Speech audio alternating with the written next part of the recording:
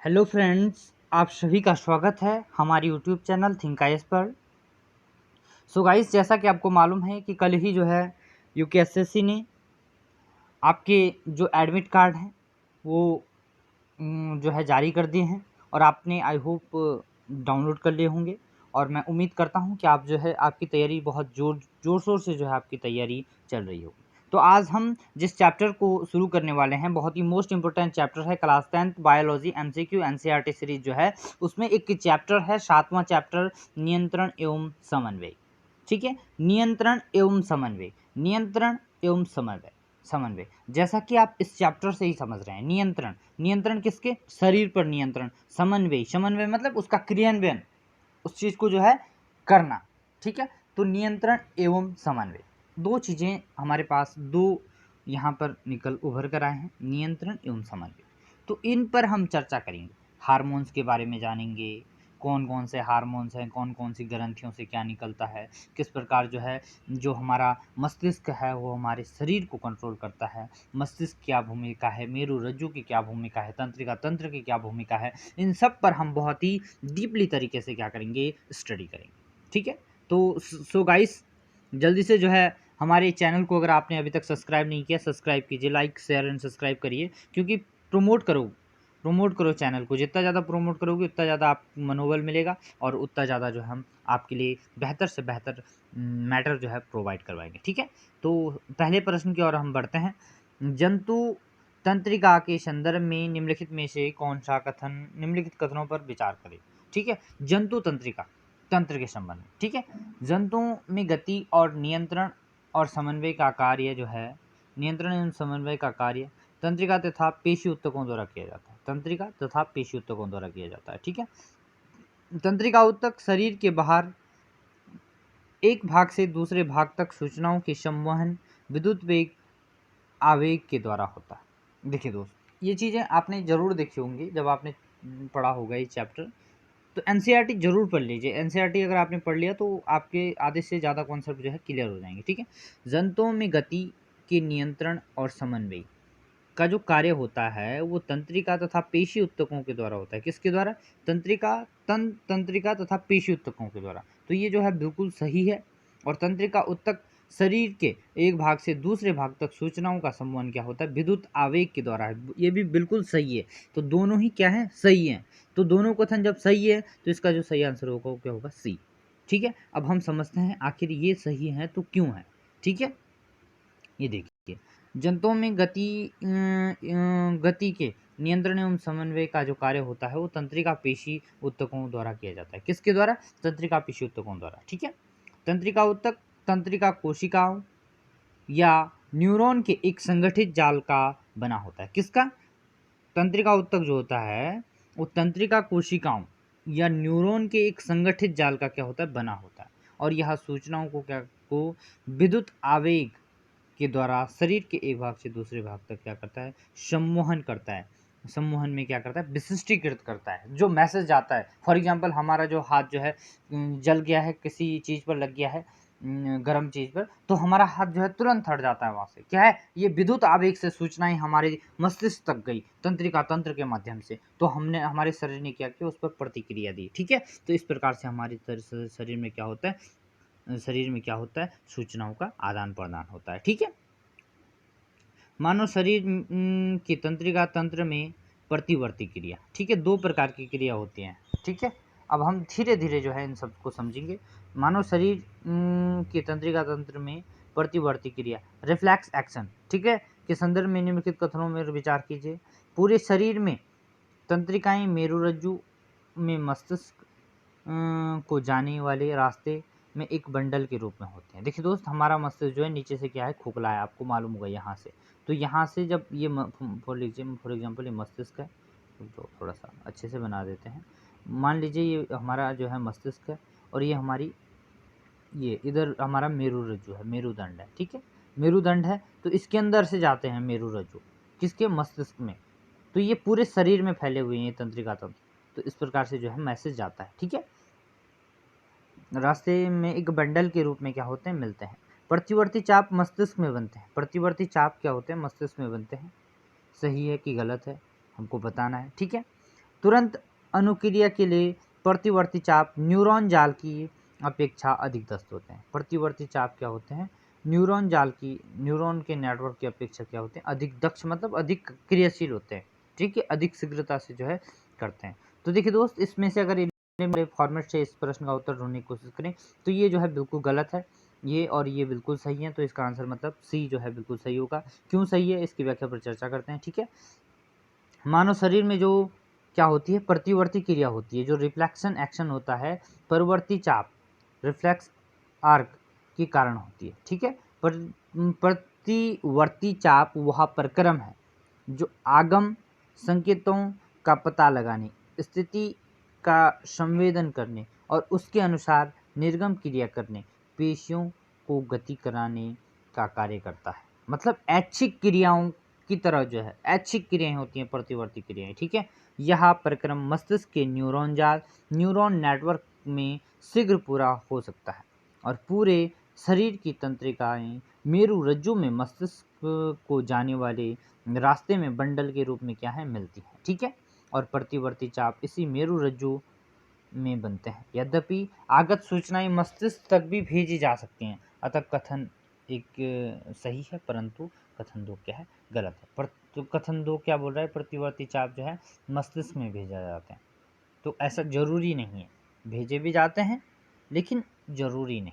ठीक है, तो कथन 2 क्या है? बिल्कुल गलत होता है। ठीक है, अब हम जो है इस जो दूसरा कथन है उस पर चर्चा करते हैं। तुरंत अनुक्रिया के लिए प्रतिवर्ती चाप अपनी शीघ्रता पूर्ण कार्यप्रणाली के कारण न्यूरॉन नेटवर्क की अपेक्षा अधिक दक्ष कार्यप्रणाली है, अतः कथन 3 क्या है? बिल्कुल सही। ठीक है, देखिए दोस्त, ध्यान से अगर जितनी गहरी आपकी समझ होगी, प्रश्न चाहे कैसे भी घुमा दे, आप फिर भी उत्तर ढूंढ लोगे। क्यों? आपने जो है गहराई से अध्ययन किया है। ठीक है, तो मेरु रज्जु के संदर्भ में निम्नलिखित कथनों पर विचार कीजिए। मेरु रज्जु के संदर्भ में मेरु रज्जु तंत्रिकाओं की बनी होती है। मेरु रज्जु किसकी होती है? तंत्रिकाओं की बनी होती है और सोचने के लिए क्या करती है? सूचनाएं प्रदान करती है। मेरु रज्जु तंत्रिकाओं की बनी होती है और सोचने के लिए क्या करती है? सूचनाएं प्रदान करती है। ये रही बात प्रश्न नंबर 3 की। ठीक है, तो प्रश्न नंबर तीसरे का दूसरा कथन क्या है? मेरु रज्जु केंद्रीय तंत्र का भाग न होते हुए भी प्रतिवर्ती क्रिया का में जो है महत्वपूर्ण भूमिका निभाता है। तो ये दूसरा गलत है। मेरु रज्जु क्या है? केंद्रीय तंत्र का क्या है? भाग है। ठीक है, मतलब इसको जो है सेकेंडरी ब्रेन भी कहते हैं। जो हमारा जो मेरु रज्जु है इसको क्या कहते हैं? सेकेंडरी ब्रेन भी कहते हैं। ठीक है, तो ये केंद्रीय तंत्र का क्या है? भाग है।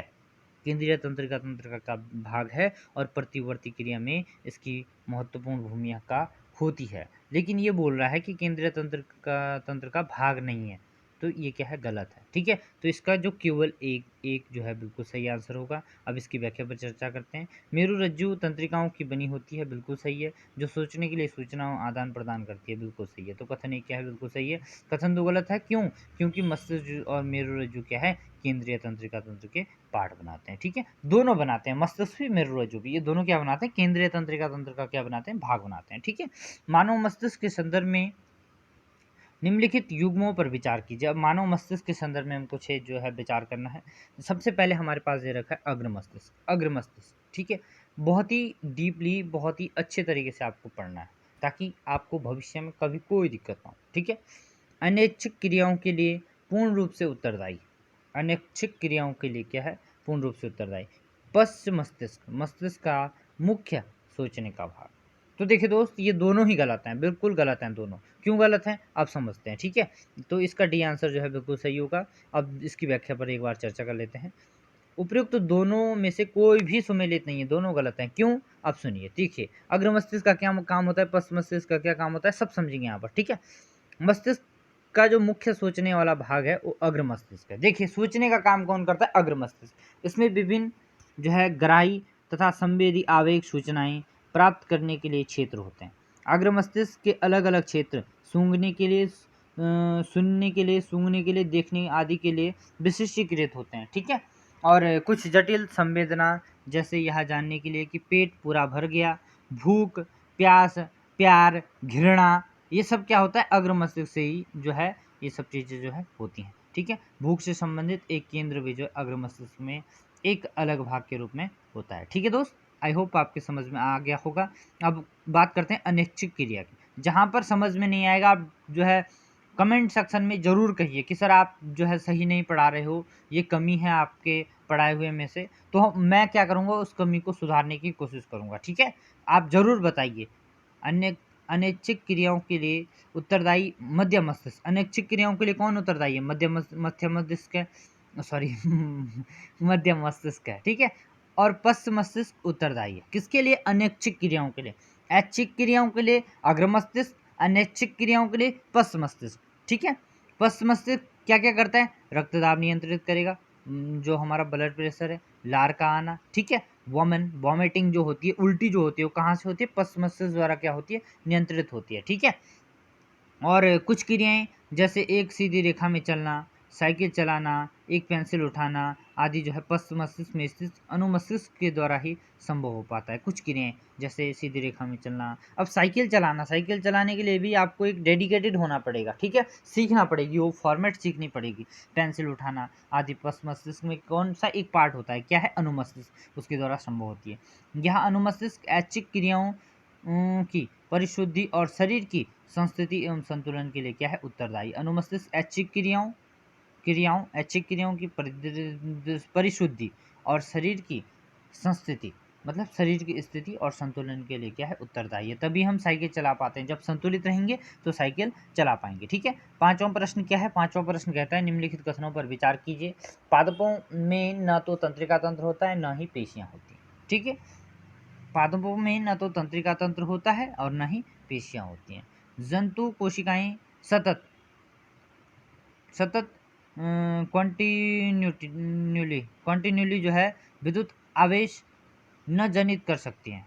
जंतु कोशिकाएं क्या होती हैं? सतत होती हैं, सतत। ठीक है, और विद्युत आवेश न जनित कर सकती हैं और न ही संचरित कर सकती है, जो जंतु कोशिकाएं होती हैं। ठीक है, तो उपयुक्त कथनों में से कौन सा से कथन जो है बिल्कुल सही है?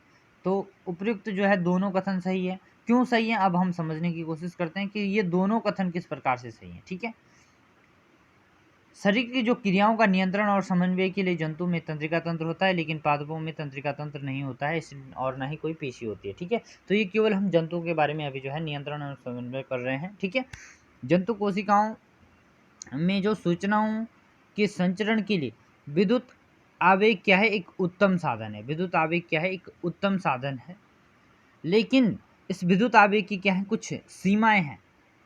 सर्वप्रथम वे उन्हीं कोशिकाओं तक पहुंचेंगी जो तंत्रिका ऊतक से जुड़ी हैं। देखिए, अब देखिए यहाँ पर जो है प्रश्न वाला क्या कह रहा है, बहुत ही डीपली अगर आपने पढ़ा होगा तभी जो है आप इस चीज़ को समझ पाओगे।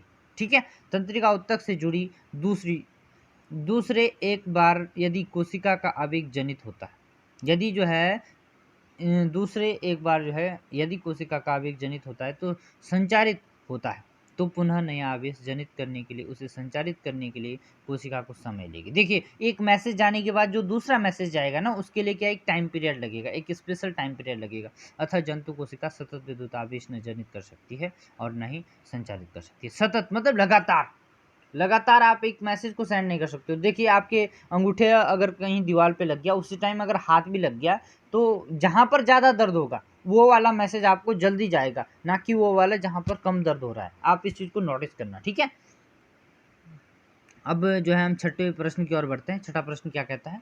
पादपों के संदर्भ में निम्नलिखित कथनों पर विचार कीजिए।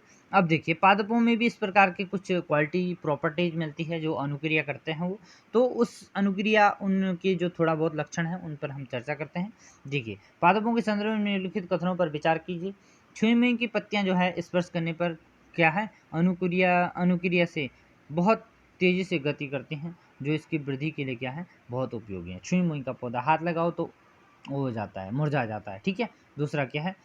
पादप स्पर्श जैसे उद्दीपन की सूचना को एक कोशिका से दूसरी कोशिका तक संचारित करने के लिए वैद्युत रसायन, इलेक्ट्रिकल केमिकल साधन का उपयोग करते हैं। ठीक है, और तीसरा है पादप कोशिका में गति के लिए जंतु पेशी कोशिकाओं की तरह विशिष्टीकृत प्रोटीन होते हैं। ठीक है, तो हमें बताना है इनमें से कौन सा से कथन जो है बिल्कुल सही है। देखिए दोस्त, 1 और 3 जो है बिल्कुल गलत हैं, बी आंसर सही है क्योंकि वैद्युत रसायन केमिकल का उपयोग करते हैं। तो हमें समझना है कि इनमें से कौन सा से कथन जो है सही है, क्यों है, ठीक है।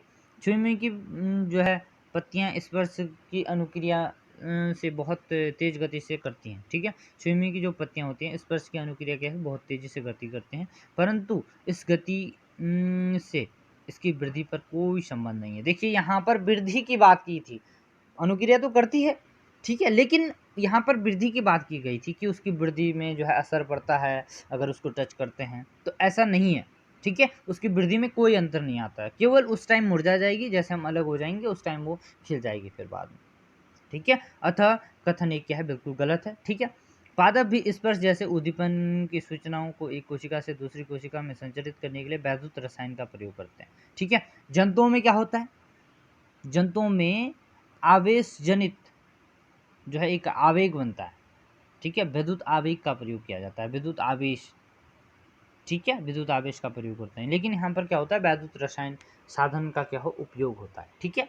पादप कोशिकाओं में गति के लिए जंतु पेशी कोशिकाओं की तरह क्या होते हैं, विशिष्टीकृत प्रोटीन तो नहीं होते, अपितु वे जल की मात्रा में परिवर्तित करके अपनी आकृति बदल लेते हैं, जिस कारण फूलने या सिकुड़ने में उनका आकार बदल जाता है। अतः कथन 3 भी क्या है, गलत है। छुई मुई का पौधा इन विधियों से स्पर्श जैसे उद्दीपन के प्रति क्या कर देता है, अनुक्रिया करता है, ठीक है। छूओगे तो मुरझा जाएगा, ठीक है। तो इस प्रकार से जो छुई मुई का यह पर उदाहरण है आपके एनसीईआरटी में, तो वो जो है यहाँ पर फिट हो गया, आपने उसके बारे में चर्चा कर ली, ठीक है। अगले प्रश्न की ओर बढ़ते हैं। सूची 1 और सूची 2 को क्या करना है, सुमेलित करना है। देखिए यहाँ पर कुछ पादप हार्मोन्स आपके लिए जो है दिए गए हैं, तो ये पादप हार्मोन्स भी बहुत महत्वपूर्ण हो जाते हैं आपके लिए। तो अब इन पादप हार्मोन्सों के बारे में हम समझने की कोशिश करते हैं, आखिर ये पादप हार्मोन्स कैसे हैं और क्या है, ठीक है। थोड़ा सा ऊपर कर लेते हैं, ठीक है, अच्छे से प्रश्न ताकि दिखे, ठीक है। अब देखिए ऑक्सिन हार्मोन्स, ऑक्सिन हार्मोन्स क्या करता है, क्या करता है, वृद्धि करता है, क्या करता है, ध्यान दीजिए। ऑक्सिन हार्मोन्स जो है वो कोशिकाओं की जो ऑक्सिन हार्मोन्स क्या करेगा, ऑक्सिन हार्मोन्स आपकी जो कोशिकाओं की लंबाई में क्या करेगा, वृद्धि में सहायक होगा। कौन, ऑक्सिन हार्मोन। वहीं अगर जिब्रेलिन की बात करें तो जिब्रेलिन क्या होगा, जिब्रेलिन आपकी तने की वृद्धि में क्या होगा, सहायक होगा। किसके, तने की वृद्धि। और जो साइटोनिन होगा, साइटोनिन किस में होगा, साइटोनिन, साइटोनिन होता है दोस्त कोशिका विभाजन को प्रेरित करता है, कौन, साइटोनिन। और एब्सिसिक अम्ल क्या करेगा, वृद्धि में सदमन करता है, वृद्धि का क्या करता है, सदमन, मतलब वृद्धि को मतलब ठीक ठाक रखता है, कम करता है, ठीक है, पत्तियों को मुरझाने या उसके प्रभाव में क्या है, सम्मिलित करता है, ठीक है। तो इस प्रकार से यहाँ पर हमारा हो गया है, एक का क्या हमने 4 किया, बी का हमने जो है नहीं सॉरी, ए का हमने 3 किया, बी का हमने 4 किया। तो 3 4 कहाँ पर है, अब समझने की कोशिश करते हैं, बिल्कुल भी स्किप नहीं करना है, बहुत ही आसानी से समझना है। तो एक का 3 और बी का 4, तो ये वाला जो है बिल्कुल सही होगा, ठीक है। अब ये मिलान वाले क्वेश्चनों से आपका बहुत फायदा होता है, एक प्रश्न से ही आपके 3 4 चीज़ें जो है क्लियर हो जाती हैं, ठीक है। तो इस प्रकार के अगर प्रश्न हैं आपके पास तो इनको जरूर करिए, ठीक है। उपयुक्त सूची को सम्मिलित विकल्प भी है, बिल्कुल सही है।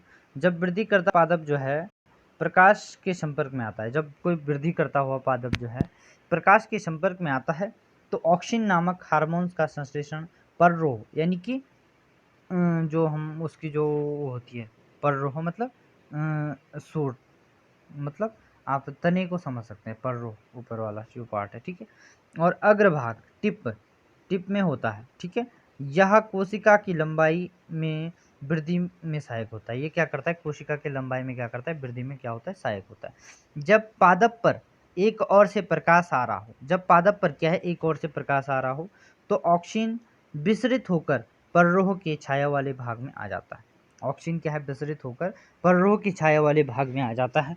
पररोह के प्रकाश से दूर वाले भाग में ऑक्सीन का जो सांद्रण है वो कोशिकाओं की लंबाई में क्या करता है, वृद्धि के लिए उद्दीपन करता है। अतः पादप प्रकाश की ओर मुड़ता हुआ दिखाई देता है। ये भी किसके कारण होता है, ऑक्सीन हार्मोन्स के कारण होता है। अब देखिए, आप जो है खिड़की पर रखोगे, कक्षा 6 या 7 में जो है इसका अच्छा एग्जाम्पल है कि अंधेरे कमरे में रखते हैं, फिर खिड़की खोलते हैं, फिर प्रकाश आता है, तो अगले बार देखते हैं कि जो पौधा है वो प्रकाश की तरफ क्या है, मुड़ा हुआ है। तो ये किसके कारण हो रहा है, ऑक्सीन हार्मोन्स के कारण। और वहीं साइटोकाइनिन क्या करता है, कोशिका विभाजन को प्रेरित करता है, और जिबरेलिन ऑक्सीन की तरह ही पादप हार्मोन है जो तने की वृद्धि में क्या करता है, सहायता करता है। ठीक है, जिबरेलिन ऑक्सीन लगभग सेम ही है। कभी अगर डीप से इनमें अध्ययन करेंगे तो स्टैंडर्ड बुक से पढ़ेंगे आराम से। ठीक है, अभी जो है एनसीईआरटी है और पेपर भी बहुत करीब है, तो बहुत ज़रूरी हो जाता है कि अब आपके पास समय नहीं है कि आप जो है बहुत डीपली अध्ययन करें। ठीक है, जो क्या होता है, एब्सिसिक अम्ल होता है, वो वृद्धि संबंधन करने वाला हार्मोन्स का एक उदाहरण है। पत्तियों का मुरझाना इसके प्रभाव में सम्मिलित है। ठीक है, ये क्या करता है, जो वृद्धि अगर ज़्यादा हो रही है किसी पादप की, उसकी वृद्धि को क्या करता है, संबंधन मतलब कम करता है। ठीक है, अब हम समझने की कोशिश करते हैं, निम्नलिखित पर विचार कीजिए। एड्रेनलिन हो गया, टेस्टोस्टेरोन हो गया, एस्ट्रोजन हो गया। उपयुक्त हार्मोनों में कौन सा जंतुओं में लड़ने अथवा भागने की परिस्थिति में शरीर की स्थिति को निपटाने के लिए तैयार करता है। देखिए दोस्त, अब देखिए, अब पीछे से आपके बाघ आ गया, अब आपके डर के मारे हालत डाउन हो गई, तो आपने भागना शुरू किया, दिल की धड़कन तेज हो गई, पसीना आना शुरू हो गया, तो ऐसे में आपको कौन सा हार्मोन मदद करेगा, ये प्रश्न है। ठीक है, तो ऐसे में जो हार्मोन्स आपका मदद करेगा वो करेगा एड्रेनलिन। ठीक है, एड्रेनलिन हार्मोन्स। ठीक है, एड्रेनलिन हार्मोन्स क्या करेगा, आपकी मदद करेगा, उस टाइम पे कंट्रोल करेगा आपका ब्लड प्रेशर, आपकी जो जितनी भी शरीर की जितनी प्रक्रियाएं हैं, डर को नियंत्रण करेगा। तो एड्रेनलिन हार्मोन्स क्या करेगा, आपकी मदद करेगा उस टाइम पे भागने में, आपको रफ्तार आ जाएगी। ठीक है, बाघ पड़ा हुआ पीछे, तो इसका जो सही आंसर होगा क्या होगा, ए। ठीक है, तो बहुत ही शालीनता के साथ पढ़ने की कोशिश करिए और सबको समझ में आएगा। ठीक है, मनुष्यों सहित अनेक जंतुओं में लड़ने अथवा भागने की परिस्थिति में शरीर में निपटने के लिए तैयार करने के लिए एड्रेनलिन हार्मोन द्वारा जो किया जाता है, यह कहाँ से निकलता है, अधिविरिक ग्रंथि से स्रावित होता है। अधिविरिक ग्रंथि किस पे, किडनी पे, ऐसे किडनी होती है, किडनी पे ऊपर लगा होता है ऐसे, तो यहाँ से निकलता है ये। ठीक है, किडनी पर होता है। ठीक है, एड्रेनलिन क्या होता है, सीधा रुधिर में स्रावित होता है, सीधा डायरेक्ट खून में स्रावित होता है और शरीर के विभिन्न भागों तक पहुंचा दिया जाता है, और शरीर के क्या होता है, विभिन्न भागों तक ये पहुंचा दिया जाता है। ठीक है, हृदय सहित यह लक्ष्य अंगों, जहाँ तक मतलब टारगेट ऑर्गन है, फॉर एग्जांपल हृदय हो गया, तो हृदय की धड़कन जैसे विशिष्ट ऊतकों पर कार्य करता है, जिसके कारण हृदय की धड़कन बढ़ जाती है, जिससे हमारी पेशियों को अधिक ऑक्सीजन की आपूर्ति हो सके, आपूर्ति हो सके। पाचन तंत्र और त्वचा में रुधिर की आपूर्ति कम हो जाती है, क्योंकि इन अंगों के छोटी धमनियों के आसपास की पेशियां क्या होती हैं, सिकुड़ जाती हैं। ठीक है, यह रुधिर की दिशा हमारी कंकाल पेशियों की ओर कर देता है, रुधिर की दिशा क्या करता है, कंकाल पेशियों की ओर कर देता है। डायफ्राम और पसलियों की जो पेशी के संकुचन से जो श्वसन दर भी बढ़ जाती है। ठीक है, ये सभी अनुक्रियाएं मिलकर जंतु के शरीर को स्थिति से निपटने के लिए क्या करती हैं, तैयार करनी है। देखिए दोस्त, मैं एक बात और बता दूं, रोंगटे खड़े हो गए, रोंगटे खड़े होना भी इसी से होता है, कहाँ से, एड्रिनल हार्मोन्स। ठीक है, ध्यान रखना है, ये जंतु हार्मोन्स शरीर के अंतःस्रावी ग्रंथियों का भाग है। कहाँ के, अंतःस्रावी, दो प्रकार की ग्रंथियां होती है, बाह्यस्रावी, अंतःस्रावी। ठीक है, जो हमारे शरीर में क्या करती है, नियंत्रण एवं समन्वय का दूसरा मार्ग है। बहुत ही मोस्ट इम्पोर्टेंट था ये आपके लिए। ठीक है, और अब बात करते हैं टेस्टोस्टेरोन की। अब टेस्टोस्टेरोन भी दे रखा है, एस्ट्रोस्टेरोन भी। देखिए, टेस्टोस्टेरोन क्या है, नर हार्मोन्स है, और जो एस्ट्रोस्टेरोन है वो मादा हार्मोन्स है। तो मादा द्वारा क्या होता है, स्रावित होता है, परंतु लड़ने भागने वाली परिस्थिति में इसका कोई संबंध नहीं है। ठीक है, लड़ने भागने से नहीं, ये दूसरे कामों के लिए होता है। ठीक है, उस पर भी हम चर्चा करेंगे किस काम के लिए होता है। ठीक है, अब 90वें प्रश्न पर हम आते हैं। अवर टू ग्रंथि यानी कि थायराइड ग्लैंड, अवर टू ग्रंथि, यहाँ से कौन सा हार्मोन, ठीक है, अब पीयूष ग्रंथि, पिट्यूटरी ग्लैंड, ठीक है, अग्न्याशय।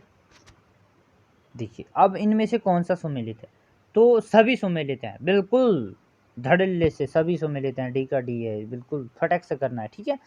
ऑक्सीन हो गया, ऑक्सीन हार्मोन्स का संश्लेषण ओवर टू ग्रंथि यानी कि थायराइड ग्लैंड द्वारा होता है, जिसके लिए जो है आयोडीन आवश्यक है, आयोडीन बहुत जरूरी है। थायरॉक्सिन जो है कार्बोहाइड्रेट हो गया, प्रोटीन हो गया, वसा हो गया, कि उपापचय का नियंत्रण करता है, जिससे वृद्धि के लिए क्या करता है, उत्कृष्ट संतुलन उपलब्ध कराया जा सके। साथ ही शरीर में आयोडीन की कमी होती है, शरीर में जब आयोडीन की कमी होती है तो गाइटर से ग्रस्त होने की संभावना बनती है। किससे, गाइटर। देखिए याद रखना, बिल्कुल परीक्षा में सीधा सीधा पूछा जा सकता है आपसे, ठीक है।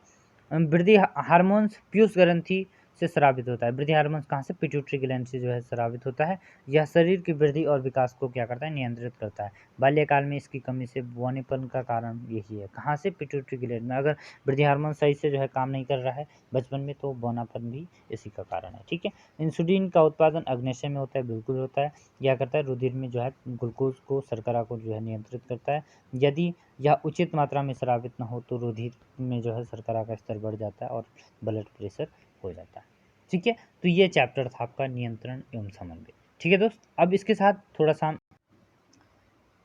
तो देखिए दोस्त, अगर हम इस पर इसके जो है और चीज़ों पर थोड़ा सा चर्चा करें तो थोड़ा सा फिगर बता देता हूँ मैं आपको। केवल और तो सब सेम होता है, मादा में भी और नर में भी, लेकिन दो दो जो है अलग अलग होते हैं। एक मादा में क्या होता है, अंडाशय होता है, ओवरी होता है, जहाँ से जो है एस्ट्रोजन हार्मोन्स निकलता है। और नर में क्या होता है, वृषण यानी कि टेस्टिस होता है, जहाँ से क्या होता है, आपके जो है टेस्टोस्टेरोन हार्मोन्स निकलता है, ठीक है।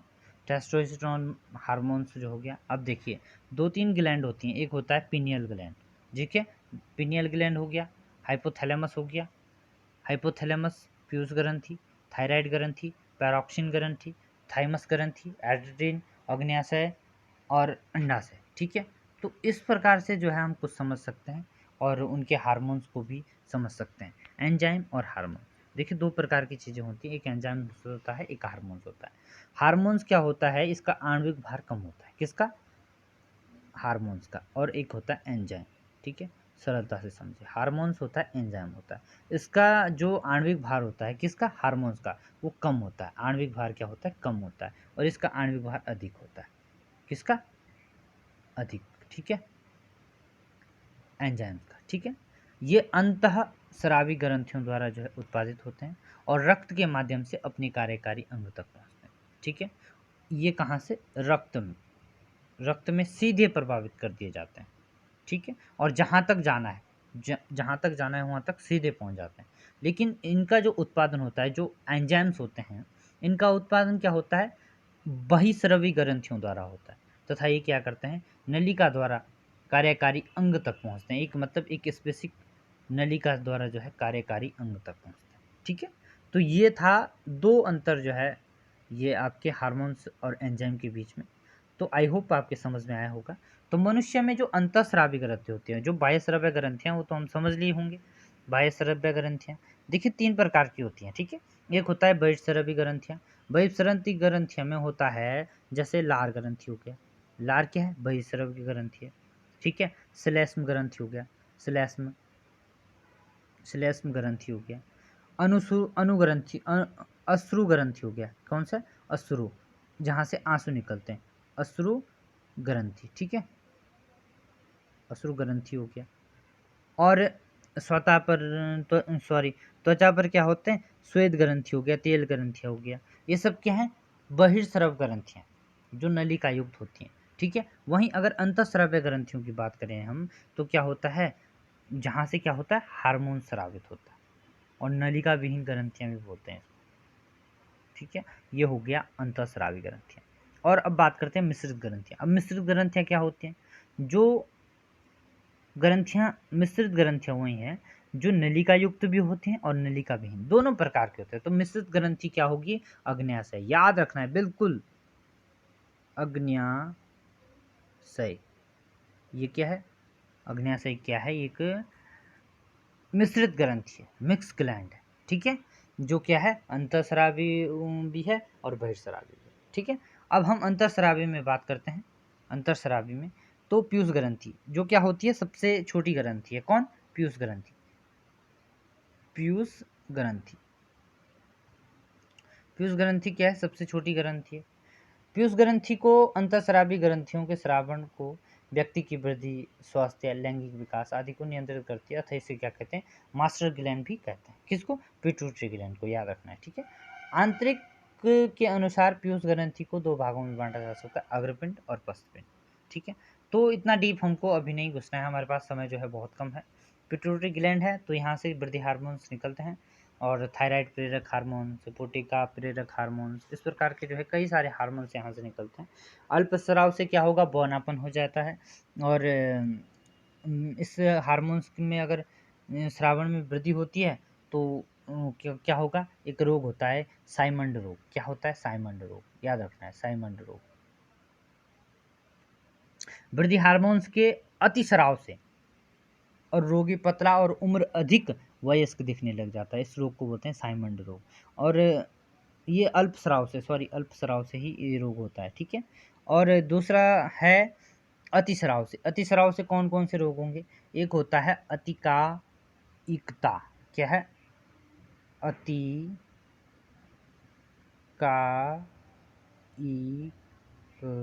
अतिकायिकता, ठीक है, अतिकायिकता। इसमें क्या होता है?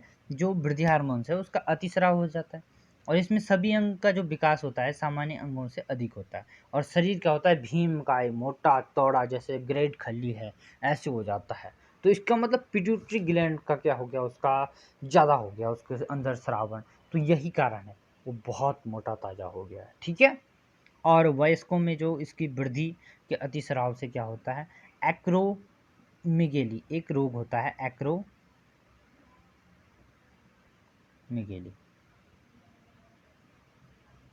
एक्रोमेगेली हो जाता है, ठीक है, याद रखना है इसको, एक्रोमेगेली। एक्रोमेगेली रोग में जो है व्यक्ति की टांगें और हाथ लंबे हो जाते हैं, और चेहरा गोरिल्ला की तरह दिखता है, ठीक है। चेहरा किसकी तरह? गोरिल्ला की तरह दिखता है। एक्रोगेमी, अजान बाहु हो जाता है। अजान बाहु मतलब हाथ लंबे, पैर लंबे, जैसे कौन थे? हमारे नेहरू जी थे, ठीक है। तो आप समझ रहे होंगे। और एक हार्मोन्स क्या है? ऑक्सीटोसिन यहाँ पर निकलता है, ऑक्सीटोसिन, जो बहुत मोस्ट इंपॉर्टेंट है। तो जब मादाओं में क्या होती है? प्रसव पीड़ा होती है, उस टाइम जन्म हार्मोन्स भी इसको कहते हैं, तो उस टाइम ये हार्मोन्स जो है बहुत बड़ी भूमिका निभाता है, और इस हार्मोन्स को क्या कहते हैं? लव हार्मोन भी कहा जाता है। किसको? ऑक्सीटोसिन को, ठीक है। किसको? ऑक्सीटोसिन, ओ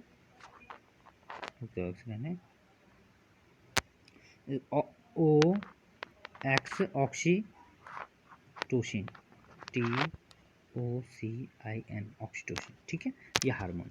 तो इसको सबसे पहले प्रसव पीड़ा के काम आता है, ठीक है। प्रसव पीड़ा में जो है बहुत मदद करता है। जन्म हार्मोन्स भी इसको कहते हैं, और लव हार्मोन्स भी कहते हैं। मानव व्यवहार पर इसके प्रभाव के चलते इसको क्या कहते हैं? लव हार्मोन भी कहते हैं, ठीक है। तो याद रखना लव हार्मोन किसको कहते हैं। और दुग्ध श्रावण के लिए भी ये बहुत ज़रूरी होता है। और गाय भैंस जब दूध नहीं देती है तो उसको भी क्या आता है? ऑक्सीटोसिन हार्मोन का क्या दिया जाता है? इंजेक्शन दिया जाता है, इंजेक्ट कराया जाता है। तो ये ऑक्सीटोसिन के कुछ उपयोग थे, और इसका जो है दुरुपयोग भी हो रहा है, इसलिए जो है इसको बैन करने के बारे में जो है चल रहा है, ठीक है। सरकारी अस्पतालों में जो है भीड़-भाड़ को चलते जो है गर्भवती महिलाओं में जो प्रसव प्रक्रिया तीव्र बनाने के लिए जो है इस दवाई को क्या है? अवैध जो है इसका प्रयोग देखा जाता है। तो इस प्रकार से जो है इस जो है हम बात कर सकते हैं। अब ये रही आपकी ऑक्सीटोसिन हार्मोन्स हो गया, ठीक है। अब अवटु ग्रंथि होती है जिसको बोलते हैं थायराइड ग्रंथि, जो कहाँ पर होती है? गले में, यहाँ पर, ठीक है। उसको बोलते हैं थायराइड ग्रंथि, ठीक है। तो यहाँ से थायरॉक्सिन हार्मोन्स निकलता है, ठीक है। थायरॉक्सिन हार्मोन्स निकलता है, और इसमें दो पालियाँ, इसमें थायराइड ग्रंथि और आयोडीन युक्त होता है, ठीक है, आयोडीन युक्त होता है। और अल्पस्राव से कुछ रोग होते हैं, जैसे क्रिटिनिज्म एक प्रकार का रोग है, मिक्सोडिमा। तो इस प्रकार से हम जो है जब डीपली अध्ययन करेंगे तो इन चीज़ों को बहुत बेहतरीन तरीके से समझेंगे। आई होप आपके जो है ये वीडियो समझ में आ गई होगी। तो देखिए दोस्त, वीडियो जो है काफ़ी लंबी हो चुकी है। So thank you for watching. Thank you दोस्त, थैंक यू फॉर